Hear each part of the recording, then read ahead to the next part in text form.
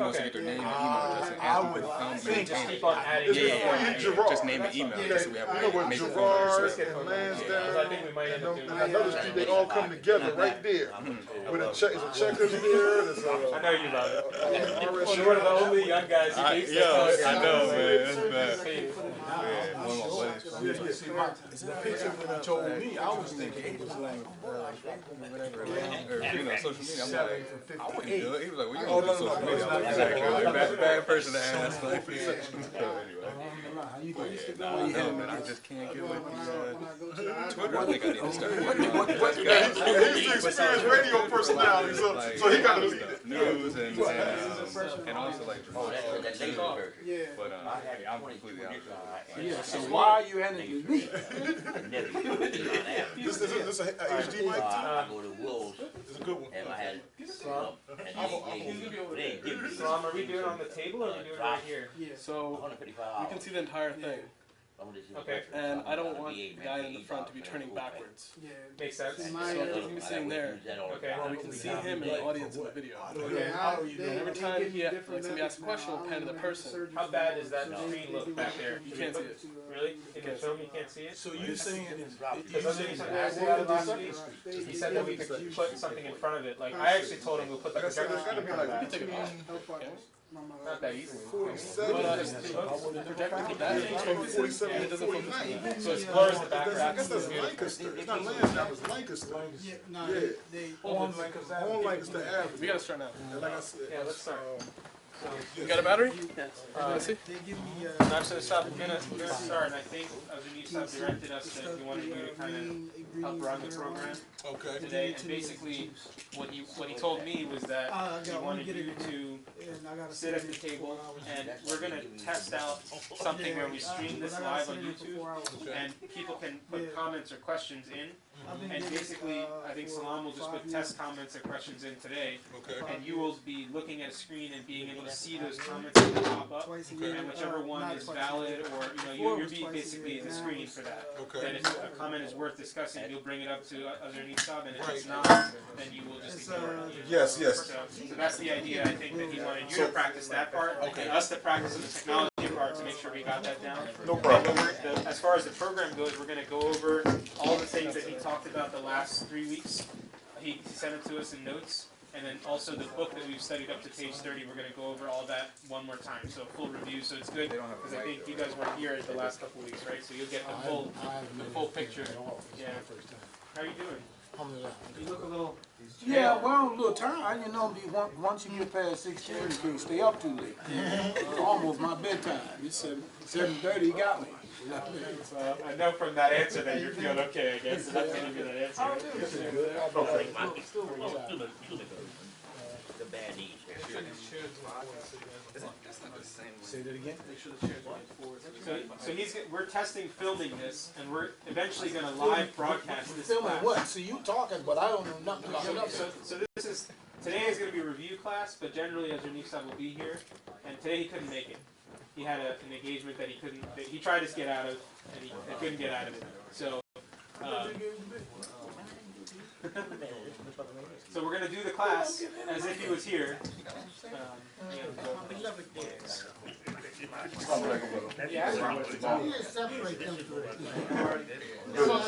You come up here and separate them. Don't worry, move up. Fill the seats in front of you and then we'll be good.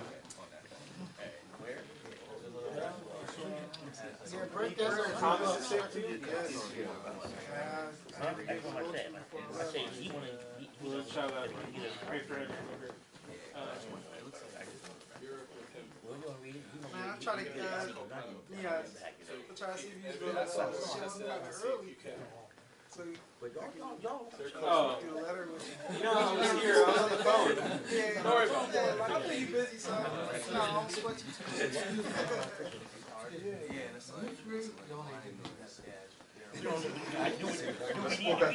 Spoken like a true high school professor. Only he could get away with saying that. Right. He said that you three shouldn't be together. And I'm just repeating him. I didn't say it. I'll agree. Islam, are we ready to start?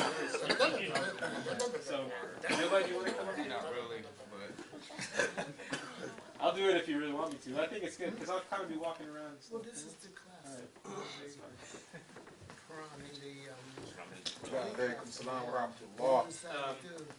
Salam, do you want to give him an extra? Faraz, can we use your laptop for the comments or another phone? You can use a phone or a laptop You or have whatever you a like. phone, right? I do. So can you send Knives Other Side the link, Salam?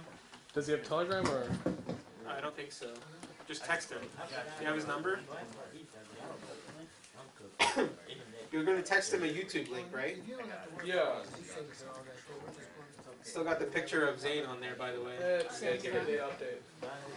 All I think about is my phone's almost dead. Got 15%. How about we let him use a laptop? That's fine if Faraz is okay with that. I got 20%, but it'll last 4 hours. Oh, okay, cool. I won't break it. Because I need to use my phone for notes. Maghrib's at 8, and then dinner, and then dishes. That's what he said to do. Okay. Let's scroll. So where will the comments? Right there. Okay, cool. Oh, that's something that's already been recorded, huh? No, it's recording us right now. Or yeah, it's a little bit old. Yes. So It's a minute behind. Oh, okay. 1 minute behind. Okay. Because I'm like moving on there, but I wasn't moving here. What's up with the lag, man? You have the books, right? On Wi-Fi. Now you have a laptop on Wi-Fi, so. You want to start? I don't know. Mr. Nifsab normally we normally start with the last 3 weeks we started with Maghrib, so he doesn't. I don't think he does any kind of introduction or anything. We just sit down and start talking. But I don't know if you want to start with dua or something or anything formal, or tilawat or anything like that. No, that's okay. Assalamu alaikum warahmatullah. We're going to begin our session at this time. In the past, this session has been conducted amongst our community, and it's been an information gathering type of a session and to increase our knowledge, and we want to share that with the general public so that they can also increase their knowledge of the teaching of Islam. And so in this regard, with Abdul Salam's help and the rest of the tech team, they put together a live streaming program where we're going to be able to do it, and it's going to be viewed on YouTube by the general public. And so it's going to be an opportunity to get questions from the group as well as from people who are watching the live stream. So I know for the last few weeks we've been reviewing the writings of the promised Messiah, alayhi salatu wasalam. Actually, it's a book by Second Khalifa. Book by the Second Khalifa. The title of that book is Ahmadiyya or the True Islam. Ahmadiyya or the True Islam. So the normal format of the program is, do we usually have a reading from that book? No, Azhar Nifsab normally addresses us and asks questions. So he has given us the notes from the last 3 weeks that I have in front of me, which he wrote himself. I'm assuming it's quotes from some books, and then but he picked them out. So he's asked us today to go over those notes and also go over the book up till page 30, which is where we are in Ahmadiyya or the True Islam. So I have the book as well on my phone, and I don't know if you guys haven't read it. It's a little bit confusing. There's 2 books. There's one called Ahmadiyya, the True Islam. That's not the book we're going over. It's the one called Ahmadiyya or the True Islam. This green book right here, and I'll show it in the camera for you guys to see as well. This one is written by our second Khalifa.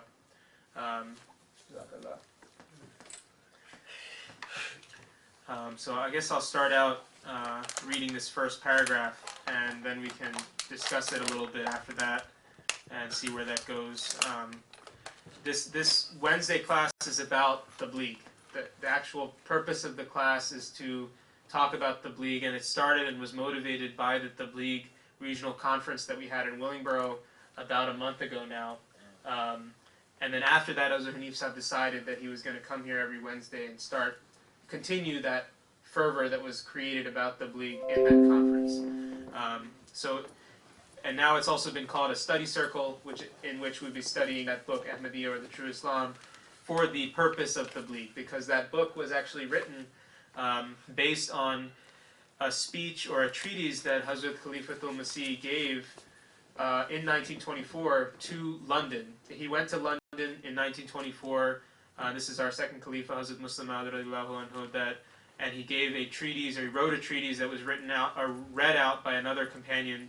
And in that treatise, he talked about a lot of the Western problems and things that Westerners need in order to accept Islam and understand Allah and things like that.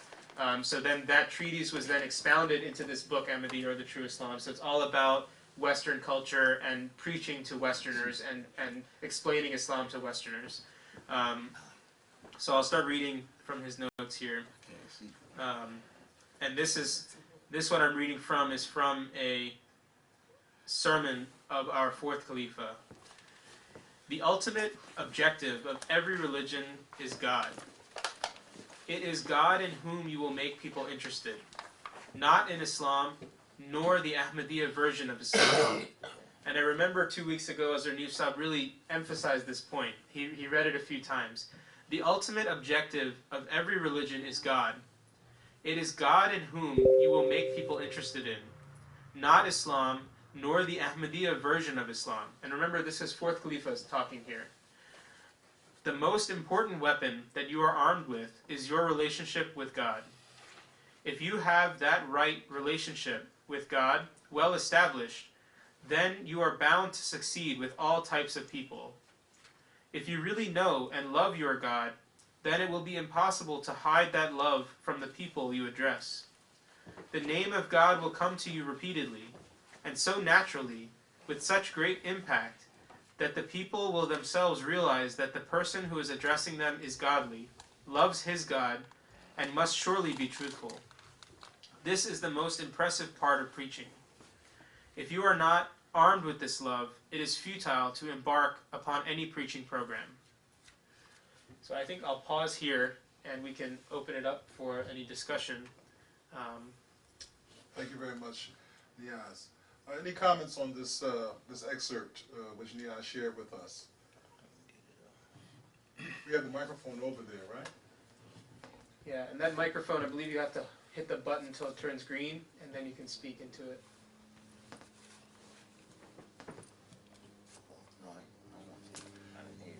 One of the things that I wanted to say about it, it's a beautiful passage, and I think that it makes very clear for us what the purpose of our preaching efforts is, and that is to call people to God. Many people who spread a religious teaching normally is for different purposes of, uniting the people together in one community so they can work together, so that they can improve their lifestyle as a group,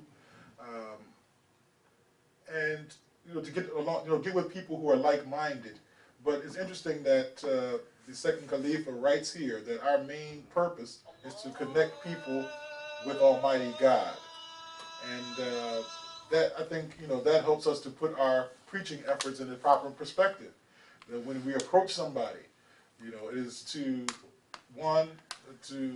call them to God, and to also try to kind of gauge what their relationship is like with God, and how we can help to strengthen that, and perhaps they can help us to strengthen ours as well.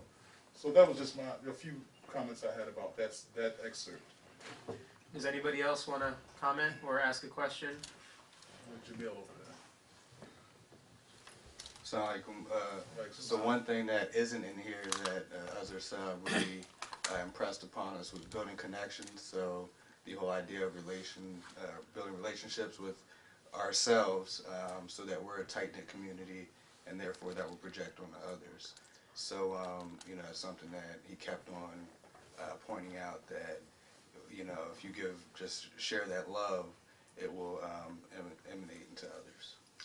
Yeah, Jazakallah for reminding me. I actually just remembered as you were saying that, that he started out by asking us the very first day that who said salam to the other people that they met, who knows the other people in their community in our mosque well enough to tell us that what do they do for a living, maybe how oldish they are, or whether they're married, do they have kids, that kind of stuff, what neighborhood do they live in, do we really know each other well? And the point of that was, he said that there's two things in relation to preaching.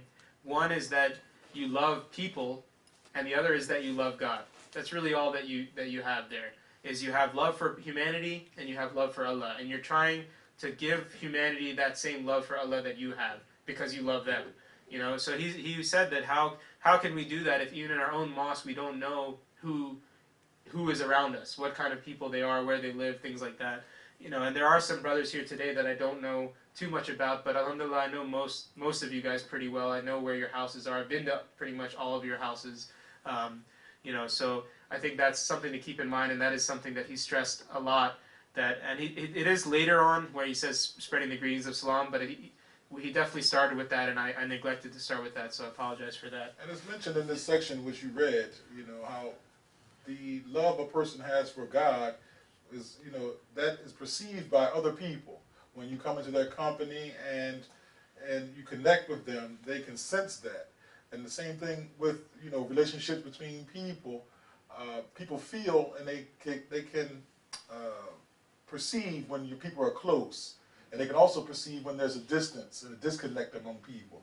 And a community which is established by God, no one should be able to see such disconnect among the people. And so that's what I believe, you know, our goal is, it should be, to get to that level. And then to that, you know, I know that for myself, when I came to this Jamaat, it was a very attractive thing to see how the brothers got along with each other.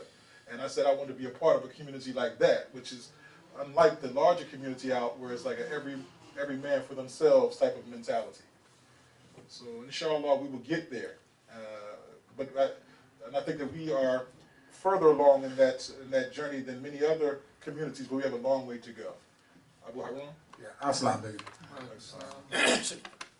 I think one thing that I recognize as far as coming to Ahmadiyya, it really put a strain on me. And the reason I think it put a strain on me is because when you see so many people doing different things or acting a particular way, and you know for a fact that whether they believe in God or not, they're showing a side that we know for a fact that it's wrong. And when you see that or come in contact with them, it really puts a strain on a particular individual, and especially if it's someone that you care for.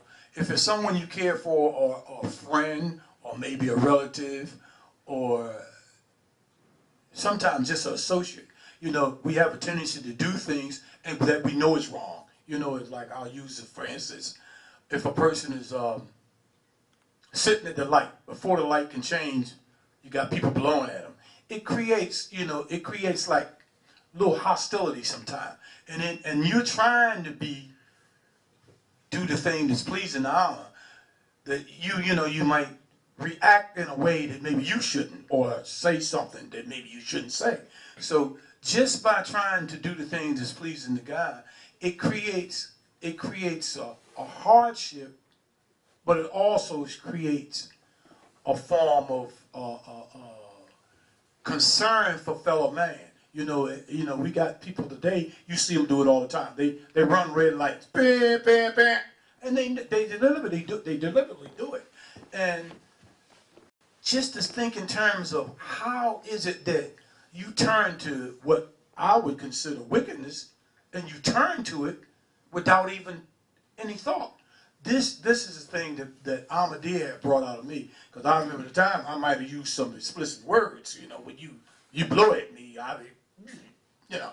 So it makes me struggle too. It makes me struggle with a lot of things, but overall, I haven't found anything any better than being Ahmadiyya.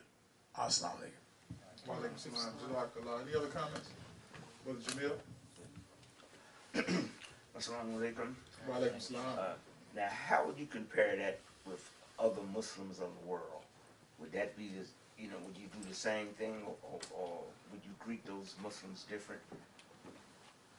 That's an excellent question. From my own opinion about that, I believe that there was no distinction made by the Prophet Muhammad sallallahu alaihi wasallam about whom he gave the greeting of salam to. Would that be if they be a Muslim or Christian or any other group, unless they were a opponent of the truth in the sense that they outwardly opposed him and his followers, then I don't see anything in the history in which him greeting those people with salam. Okay, but other than that, he always greeted the people with salam, and he said that the person who did so first was the more blessed person. So that's the approach I take. And the thing about it is, you never know what's in somebody's heart on face value, and when you meet them. So I think, and I teach my children that you give people respect first, and be kind first, until they give you a reason not to. You know, let's say they show you that they are your enemy.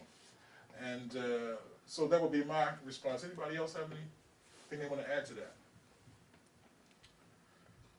Because you know, the larger community of Islam in the world, you know, we see is disunited. And from what we know from our Khalifa and his instructions to us, it's part of our job to try to unite the Muslim community of the world. And to do that is going to require us focusing on the thing that we all have in common. Not on the things we have different, but the things we have in common, which is Allah. And that's what was mentioned in this section as well. That when we focus on God and his attributes and uniting to please him, then we got now we have a solid foundation. And we have something we can build on. Without it, if we're just going to come together for, you know, some other reason, some worldly objective, we've seen those efforts fall apart all around us. You know, it's interesting. I think it was last Wednesday. Jamil Bhai, was it last Wednesday when Azhar Nifsab posed this question to us? He went over a hadith, which we were going to go over later, but I think we can go over it now and go back to the other stuff, which is a hadith on the 6 obligations of every Muslim. It goes like this.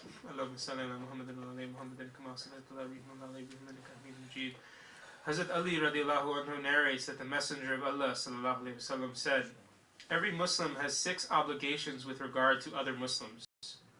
When he meets him, he should say Assalamu alaikum. When one sneezes, he should say Yarhamkumullah. When he is sick, you should visit him. When he calls for help, you should respond. Excuse me. When he dies, you should come to his funeral. And he desires for them what he desires for himself. And even in his absence, he wishes them well. So the question that Azhar Nifsab posed to us is, in the beginning of this hadith, he said that every Muslim has 6 obligations with regard to other Muslims. And he said that some people say that this is only for Muslims, that this obligations, they don't exist for other people, only to Muslims, because that's what the wording of this hadith is. And he challenged us to say that how can we explain that this is actually for all people and not just for Muslims? And I think your explanation was a good one to get to that answer. But basically, the answer that he gave, and I think that you gave, I said, why don't you actually, if you remember, can you give your answer again? You were the one who gave it. Let's give him the mic.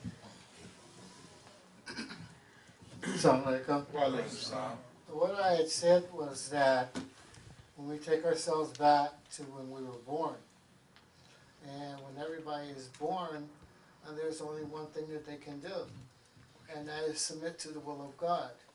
And when you look up the definition, one of the definitions of a Muslim is one who submits to the will of God. So we are all born Muslims. We are raised Christian or whatever else, but we are all born Muslims. So in that aspect,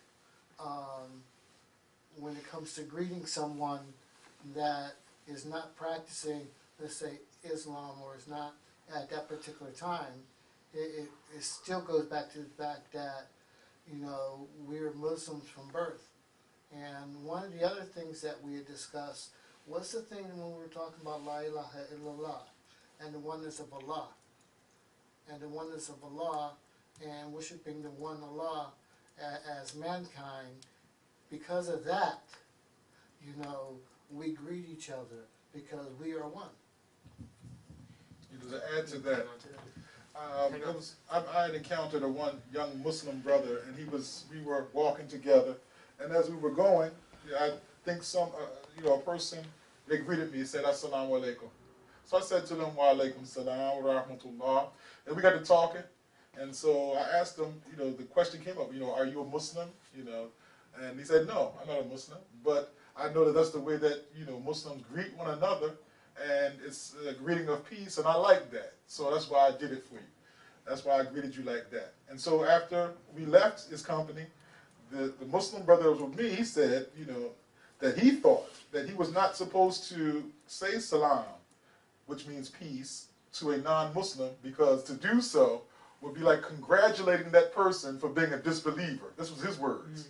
To say peace be with you is to congratulate the person for being a disbeliever. And I thought that was so sad, you know, to have that idea, because if we don't greet each other with peace, how are we ever going to get close to each other enough to share this beautiful teaching? And that is our job as a Muslim, to share this beautiful teaching to people that don't have it, that haven't been exposed to it yet. You know, I like to piggyback on that, greeting someone with peace. Some years ago, they had, I think it was, I'm not sure, but I think it was Father Divine, and they had the gas stations and a couple of restaurants and whatever. And you, if you bought gas or went to buy gas, you were greeted with peace, and you had to respond in order to get the gas. You know, and even at their restaurant, you know, that you were greeted with peace. And if you didn't eat. You know, that was the way. You can remember?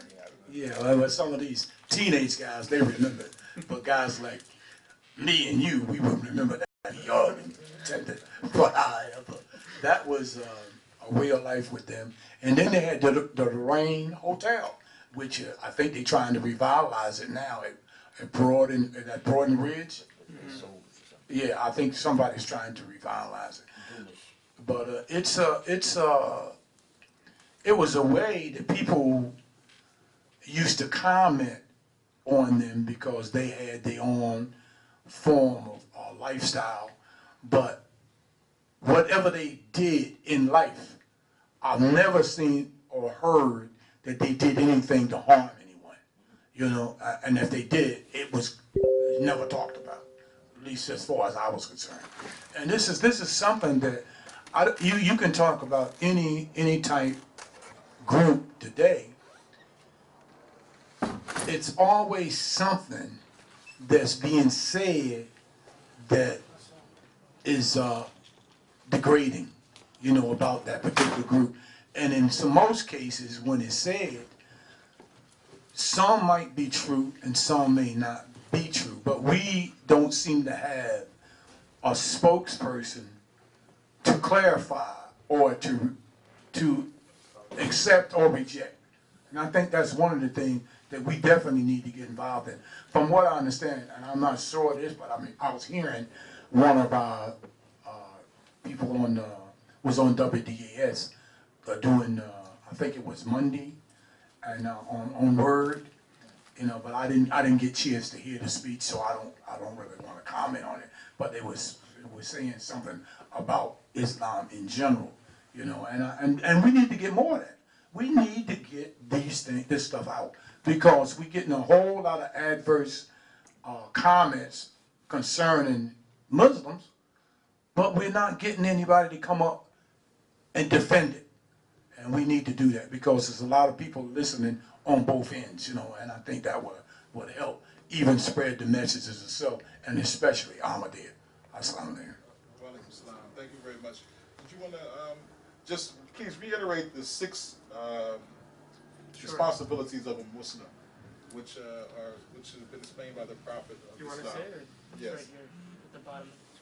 Again, according to the Prophet of Islam, the 6 obligations of every Muslim, and as we just discussed, they're owed to all of humanity, not just for someone who believes as you do. Because again, when you see a person or you meet a person, you don't know what they believe or what is in their heart or mind. So to be on the safe side, why don't we start off on the side of good? Mm-hmm. And that is the more blessed side. That's the one which is on the side of the Prophet of Islam. He said, for one, that when he meets him, he should say, Assalamu alaikum, or peace be with you. 2, when one sneezes, he should say, Yarhamukumullah, or may Allah have mercy on you. 3, when he is sick, he should visit him. When one calls him for help, he responds to him. 5th, when one dies, he comes to his funeral. And lastly, and he desires for them what he desires for himself, and even in his absence, he wishes him well. So out of all of these 6 obligations, the very easiest one, which requires the least sacrifice, is that you at least speak and offer a greeting of peace to people. And as we know, even these days, that's hard to do for some people. Some young people come and say to me, well, I said salam to that brother, he didn't respond. But that's okay, because the Prophet of Islam said that the one who says the salam first is the most blessed of the two. And 2, people have a way of following suit. If people come along and they're constantly greeting you with peace, you would feel some kind of way to constantly reject that or not to respond. That's the way. So this beautiful greeting which Allah has given us, which is a universal one. Again, every human being wants that, regardless of what their religious belief is. And so we should remember these, and we should constantly review them and examine ourselves. Are we fulfilling those obligations? Brother Jamil, you had something you want to add? Yeah, I just wanted to say, Brother Abu Harun mentioned about us defending Islam, and certainly we should do that, but one of the best ways to do that is through our actions. And if we were to, practice this hadith in our daily lives, we wouldn't have to defend Islam, because all Muslims would be walking around greeting everyone and, helping the sick and visiting the sick and attending funerals of those who have passed away. So this is one of the best ways that we can actually defend our religion, is through our practice. That's an excellent point. That's an excellent point. So when we kind of lack in our responsibility, then it becomes a situation where we need to defend something now. So, actions speak louder than words. Thank you, brother. Yeah, I'd like to ask a question. Assalamu alaikum. Wa alaikum salam. Piggyback on what is being said here, in essence, that's what this here whole session is about, is to be able to engage all people and to be able to show them the true side of Islam, so that we're all basically representing Islam. And to be able to do that, the whole purpose of this session is that we have the knowledge to go out and to do it in a correct way that's not going to be offensive. That's why we start off with a greeting of, salam to people, and we go into the idea of la ilaha illallah, that there is one God, and that this is what we represent. We're not calling you to be Muslims, we're not calling you to Ahmadiyya, we're meeting you as another human being. And that's what this here session basically came about, and what it was. Thank you, brother. Still want to Yes, I take the mic, please. I recently had an experience about 3 days ago. When I first had this experience, it was about 20 years ago. I was walking past a young Muslim, and I looked at him. I looked him in the face, and he didn't say salam alaikum. So I asked him, I said, how come younger Muslims don't say salam alaikum to their elders? And he quoted me a hadith saying that the passerby is supposed to speak to the one that is sitting. And that is true. If you're going by, but if the person is older than you, you're supposed to greet him first. Absolutely. I agree. But the younger Muslims don't do that. And I think it's more of a problem, not just even of just young Muslims, but young people in general nowadays.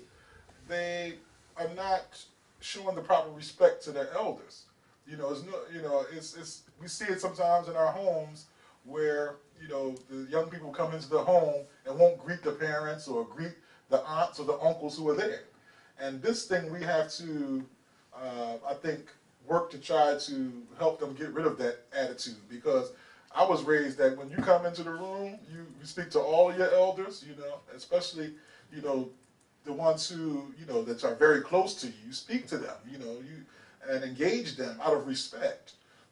You don't speak, if they're speaking, you don't try to speak over them.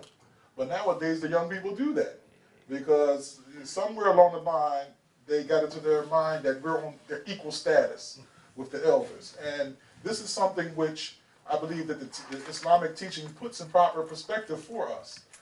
In this society, you know, it's, you know, and not just in the society, but I believe in this era, people respect, you know, your wealth and your position in a community, and they feel as though the ones with the most wealth in community deserve, they deserve the most respect in the community, and that's irregardless of age. But according to Islam, the respect goes to the elders first, and then it goes down the line. Even if a brother is a year older than one other brother, is told that he should respect him in the way that you respect your father.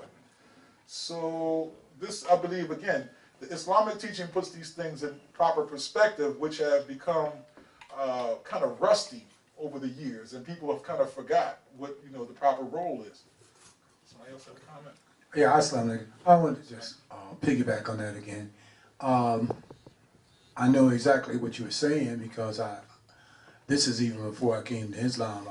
I had a niece to come to my home with her son, which was my nephew. And he came in the house looking like he wanted to fight a bear, but she had scolded him outside. So when he came in the house, he's angry and he's not going to speak to anybody in the house. So I said, what's the matter with him? He said, oh, he's angry. I said, well, that's okay, but he still needs to speak. So he's not going to speak. And it's raining outside. And I said, well, he got two choices. He either speak or get back out of here. So she said, well, my husband got the car, and if he goes out, there's nowhere for him to stand but in the rain. I said, well, and if in that case, he might cool off. Get out of here, you know, and I put him out. He stayed out there for about 10 minutes, but then when he came back in, he knew how to speak. He knew how to say, how's everybody doing? You know, and people say, oh, you know, that I wouldn't have did that. I would have went this way. I would have went that way. I did it the way I thought. You come to my house, you're going to speak. You can't speak, don't come. And it's a very simple concept, so this is just the way it is. But people got to the point where they want to be everybody's friend. And in some cases, you just can't do that. And if you do, you find out that you won't control your house after a while. Assalamu alaikum. We have a comment. We have a comment from one of the internet viewers, and he says, "This is a brother named Munawar Rajiki." He says, "About 6 years ago, my father did an experiment. It was at a group, an ijtima, or a gathering of Muslims. He says that he did not initiate saying Salaam Alaikum to anybody the whole weekend to see what would happen. He says that other than the people who were from his hometown, only 5 people spoke to him and said Salaam Alaikum the whole weekend. And this is a gathering of about 2,000 or 3,000. Wow. And so out of the, again, so he's saying that during this experiment, he didn't say Salam to anybody. And out of the 2,000, only 5 people whom he didn't know initiated and spoke to him first. So that was an interesting thing to see. And again, it shows, because the majority of the people, according to his writing here, they were younger than he was. So 90% of the participants were like his son's age, and none of them would take the time and show that respect to greet the person. And it's important because, again, the young people have to understand the value of the elders and what they have to offer. If you don't engage them and show them that respect, then you won't benefit. Brother Yahya? God. I'm going to go a completely different way. I understand what everyone is saying. I'm not disputing what you're saying. But I'm going to go to the side of a young person. Because we're looking at it from the elder's point of view. let's look at things, let's flip this around and look at it from their perspective. And speaking with a lot of the young, because that was one of the assignments that we had to go out and talk with the young people and finding out what they were about, what they felt was important, what was irritating them or agitating them or whatnot. And one of the things that came back and it kept coming back was how they were being perceived, okay, and how they were basically looked down and put off to the side, and their opinions and whatnot didn't mean anything. So they were begrudging that. And it happened so often that they become irritated, and they don't want to initiate something, a piece of something, when someone is constant, when they feel that someone is constantly not thinking so much about their welfare, their being. Like someone made the comment earlier that the people that get the respect are the ones with the money and whatnot and whatever. But think about a lot of times how we approach our young ones, and then we want them to respect us, and we are showing basically disrespect to another human being regardless of what age they are. So if we want a peace and a salam from them, okay, then we teach them from a peace and salam point of view. Of course there is discipline, I understand that, but we need to find out in regards of why they are doing this here particular thing. And they are reacting to what's in front of them and what's going on with them. One thing I just want to say about respect is a two-way street. You know, it's absolutely not something that just goes from a youth to an elder. You know, it's definitely a two-way street. And the Prophet Muhammad, sallallahu alaihi wasallam, and his followers were the #1 example of that. You know, they treated their youth with respect, and the Prophet of Islam put, you know, very young people in very important and strategic positions because of their natural talents that they had. So he's definitely our model, our example for how to treat the youth. And so we definitely have to grow in that regard too, as elders in the community. So let's get back to the. Okay. Sure. Can you just hold that comment for a moment, and then we're gonna, after he reads the next section, then we'll come back to you. Please go right ahead and ask.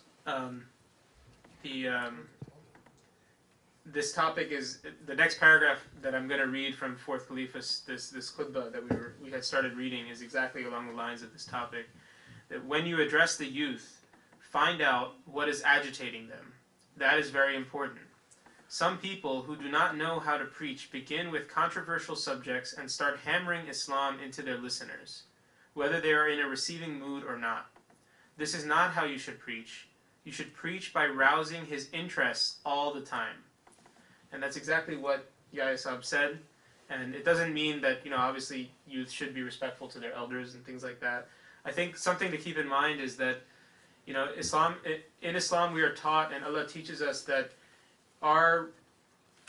as far as, you know, we've been talking about having love for humanity, as far as fulfilling the rights of others goes, our job, as like my individual job, is to try to fulfill the rights of everybody that I know, whether that's my parents or my children or my wife or my brothers here.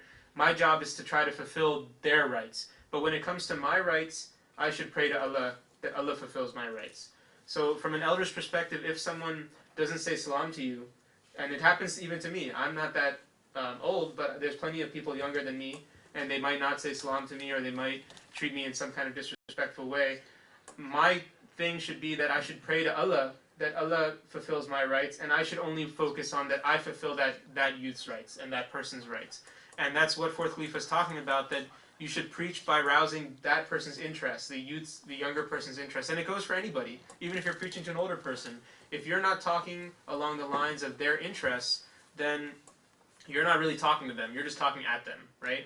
You know, you're not able to communicate and actually get in touch with that person. They're just standing there being polite to you and listening to what you have to say, but they're not really listening. We see it all the time. You know, people, when they're trying to communicate a message, they want to tell a person what they want them to know as opposed to being sensitive to what they want to hear. And that's an excellent point. Brother Saad, you had a comment. Assalamu alaikum. Walaikum I salam. think Niyaz has spoken already very well about this. I just want to talk to Brother Jameel Muhammad. When you said, complain to that young man, you did not say salam. Did you say salam before he said? No, He didn't answer you? No, I didn't. I Yeah, was the see, one. that's the point. Yes, but I was the one. That's the point Niyaz is trying to, we should look into our obligations, not other people's obligations. Well, I looked in his face And long enough. no, you pointed out his mistake, I know. But there's no such thing in Islam that elders or youngers make difference in saying Islam. One who says Islam first is more, has upper hand. And then the thing that guy, he also knows Islam. And he was right. The one who come walking by, Right. he says Islam to sitting by, Right, right, And he pointed out your weakness also. right. But So we look into we should make ourselves model, not to criticize them. Thank you, no, I brother. didn't criticize Thank you him. much. I didn't criticize him, but he went. Yeah, He in a went to way. hadith. No, there's no hadith about Islam. No, there's an elder or small one. Hold on, brother. We have another comment on the There is side. no hadith Go right No ahead. hadith about. about elders and so. Yes, you should respect. We can take it after the pass. Well, I come from Charlotte, North Carolina, and where I was raised, I was told to speak to everybody that you do know and everybody that you don't. But the moment that I came to Philly, it was different. You know, you say hi to somebody, you say what's up, they want to fight you. So I got accustomed to not speaking to people. But when I took my Shahada, I was, giving salams to everybody, and I never got the greeting back. So then again, I started to get accustomed to not, saying salam to people. I speak to certain individuals that will speak back, but some people who didn't give salams back, like after 3 times, it's just I just give up. So I got a lot of knowledge. Now think about it. Now, what if the Prophet of Islam, after 3 salams he didn't receive back, he gave up? Then would none of us be here? You know what I mean? So I think that's the point, that we have to keep going. It's a sacrifice, and there's some, you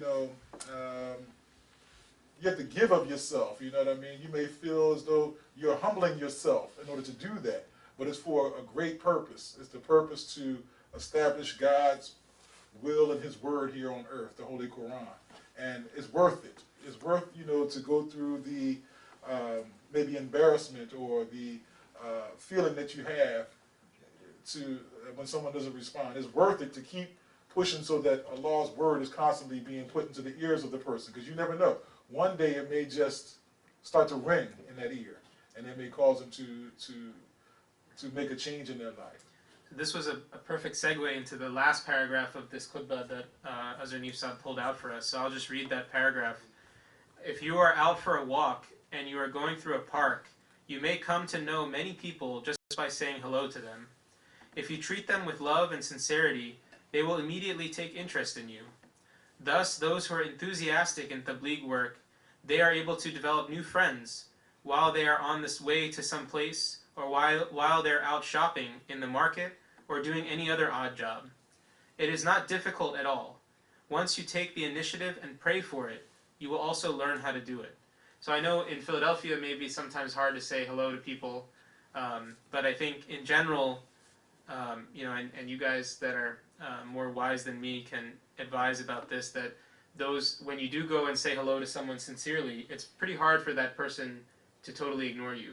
Now, if you go to someone and say that Jesus Christ didn't die on the cross, for example, now it's easy for them to ignore you. But if you go and just say, hello, how are you, then it's pretty hard for that person to ignore you, and then you strike up a conversation, and then you do all the things we've been talking about.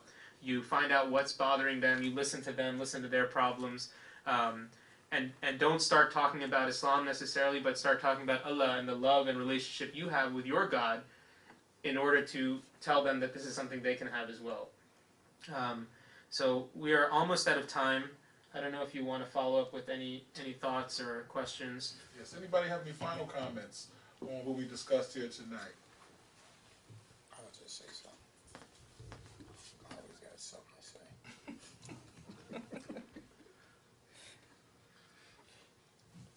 Assalamu alaikum.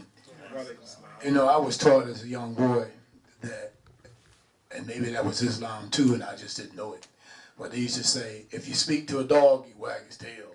It don't cost you nothing to speak. You know, and if you can meet a person with a smile, or how you do, or whatever, and you just might just make contact. You may not never see that person again. But if you do see them again, chances are they'll remember you, and you'll remember them, and you may be able to strike up some type of conversation. But if you walk by and look like that you mad with the world, people are not gonna gravitate to you. They're gonna run away from you because they figure, you know, like it's like they say, well, you know that man, that's that old evil man. He always was an evil person. But it don't cost you nothing to say hi, you know. And I think that's one of the things that we always was taught, like my brother was saying here. If in the South, it was automatic. You might walk past people's house 500 times a day, and if they on that porch, you probably speak to them 500 times. You know, that's just the way they did it down there. But like he said, you get here, and everybody gets what they call city slick. They ain't got time for you. And then too, society taught don't speak to strangers.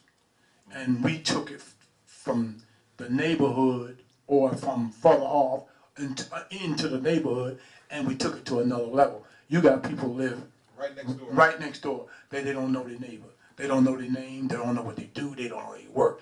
Guy going through the window, he don't know whether it's a burglar or the neighbor because he just don't know. And this is one reason we got so much crime in the city of Philadelphia at this point, because people see things, but they don't know nobody. You know, and I'm sure some of you right in here that their neighbors 2 blocks away, they have no idea who he is. You know, that's only because they don't communicate. You know, and it's sad, but it's reality. And this is a frightening situation. You know, because it's so much that we could curve just by knowing who lives over there, who lives in that block, who does that. You'd be surprised. They would say, oh, that's that old Lucy man. He know everything. But you know what? He won't do nothing in front of you. But now they will, because people are not getting involved. Thank you very much, brother. Just one quick comment, just to tie it all together based on my discussion with Imam. So, we talked about basically all the issues in society, and the point is to make sure we're doing these things at home, right? So from within. So like you said, you don't know about your neighbor 2 blocks away. Do we know each other? Do we share that love here? So I think, you know, again, when I talked to him, he said it was about let's build it within, and we can build it out. So, you know, just want to make sure that we're all taking that to heart, trying to share that love with one another. Like the saying goes, you don't just talk about it, but also be about it. Thank you. That's right. Jazakallah. So I think we can end. Maybe you can lead us in dua, and then we'll Yes. have Maghrib prayer. Let us conclude with a silent prayer, and then we're going to get together for the salat. Bismillahirrahmanirrahim.